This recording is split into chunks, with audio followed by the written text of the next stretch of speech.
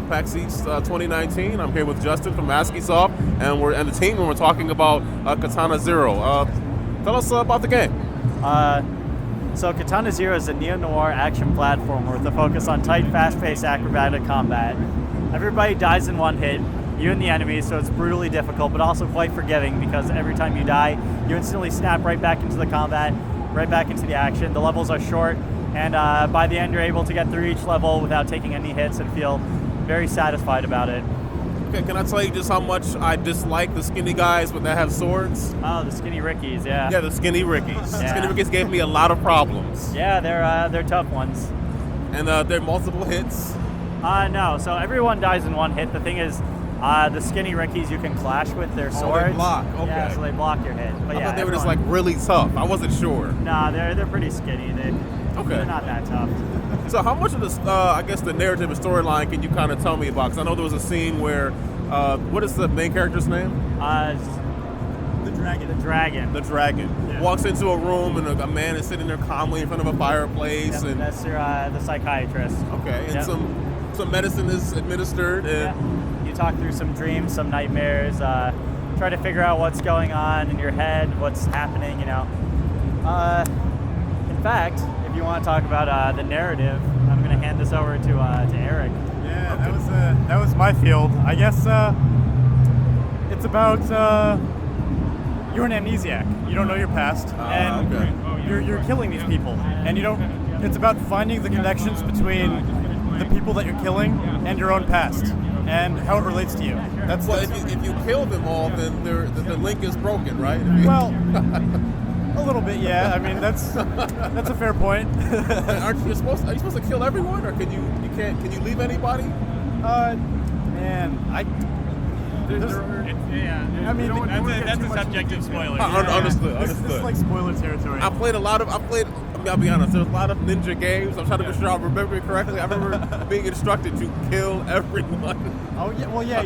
I mean, that's your mission. The question is whether you choose to do it or not. That's really it. The dossier often says leave no survivors. Okay. That's pretty much. But yeah, your mission is to not leave any survivors most of the time.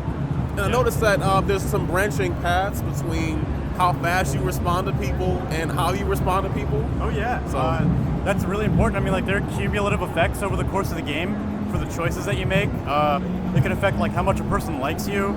It can affect the way that you do a mission. So that's very important. I mean, for sure, some people are gonna skip through all the dialogues, but that's not without consequences. Yeah, I made some lady really upset. She turned really red and she was very angry because I was just cutting her off because I wanted to get back to the action. Yeah. But I feel like she would remember that being annoying. Well, not only does it have like the immediate consequence of like her like having the guards there, but you know, maybe later on in the game that'll have some other consequences. Who knows? Okay, so I always play games like quote unquote good, so I guess I'll let everybody talk, finish, respond politely. We'll see if that benefits me. I don't know. You could even consider it as the writer taking vengeance on you for not being interested enough in his dialogue. That's a good way of doing it. Yeah, that's a very good way. Where did the idea come from for Katana Zero? Well, that's a question for our man Justin over here. But my understanding is that Katana Zero is based on a lot of like Korean revenge thrillers. He really loves these like. He loves stuff like Drive, that Ryan Gosling movie. You know some other movies. Yeah, The Man from Nowhere, which is a Korean revenge film, was influential in this. Old Boy, of course. Oh yeah, that's what I was thinking. Yeah, okay, Old Boy. Just that kind of like that revenge plot, but there's the extra layer on it of being an amnesiac. So you're kind of like developing your own past and finding out what exactly you are, right? It's a lot of self-discovery mixed with this like feeling of revenge, but you're not quite sure why yet. Okay. And again, without going too much into spoilers, that's a big part of the game is discovering what's going on yourself. Now, I appreciate the checkpointing in the game where when I fail, I can start, off. Oh, yeah. And they're small. The levels are kind of self-contained, so that's good. Yeah. There's someone of my skill level where I need to restart maybe a little bit more than I would like to. Well, yeah, that's half the fun of like seeing like how fast can I kill all these people, and like how crazy can I get? Because you're not going to go back to the beginning of the game if you mess up. You can keep trying to have fun. And it's funny, one of the Nintendo representatives told me that she wanted to kill the cat that was on the table. Oh, jeez. Like, why would you want to kill the cat on the table? It's always funny when you watch people on YouTube who are doing the demo playthrough, which people try to kill the cat and which ones just leave it alone. It's like, I left it alone. yeah. I like cats. Yeah, we gotta add a Kill the Cat DLC. It would sell. Cats are popular, but $500. wow. Okay. So, what were some of the influences outside of the narrative, like gameplay wise? Oh man, that's another Justin question. The answer that he always gives is that he played Samurai Gun one time at a convention, and that's it basically. Samurai Gun 2 is at this convention, so who knows it what is. that'll be. So. Do you know any more? A lot of people compare this to Hotline Miami. I think a lot of the reason why is just the aesthetic, and also it's released by Devolver. But I think if you look at some other games that Justin has done in the past, he's done a lot of smaller scale games which share a lot of the same mechanic of just you die in one hit always, no health bar, and the game almost becomes, I don't want to say a puzzle game, but you have to figure out how to traverse this room, like what you play here. Like there is a specific way that makes it a lot easier if you could, especially when you get deeper into the game, like killing enemies in certain areas, using the environment to your advantage. So that's something that he's always been doing since way back in high school when he started making these games. What are some other games that he and you all have made? He's the developer for these past ones, but Tower of Heaven was his first really popular one, and then Pause Ahead, which was also reached some degree of popularity.